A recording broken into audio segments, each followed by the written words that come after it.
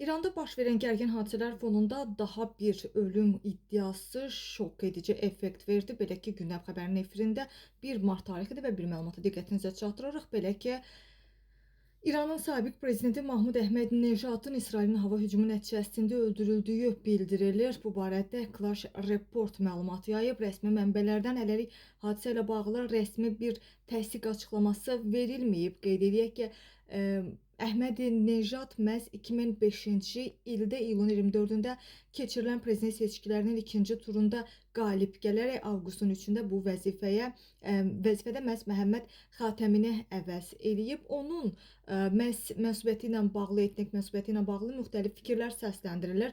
Bəzən Azərbaycanlı, talış və ya başqa mənşəli olması ilə bağlı fikirlər və iddialar var. Qeyd edək ki, prezidentliyi dövründə məhz Əhməd-Nejad sərt və kompromissiz xarici siyasət xətti ilə seçilib və o Amerika ilə münasibətlərdə güzəştə getməmək mövqeyini hər zaman müdafiə eləyib. BMT-nin təhlükəsizlikdə ittiham eləyib və İranın nüvə proqramını davam etdirməsinin labüd olduğunu bildirib. Onun çıxışları tez-tez beynəlxalq ictimaiyyətdə rezonans doğururdu.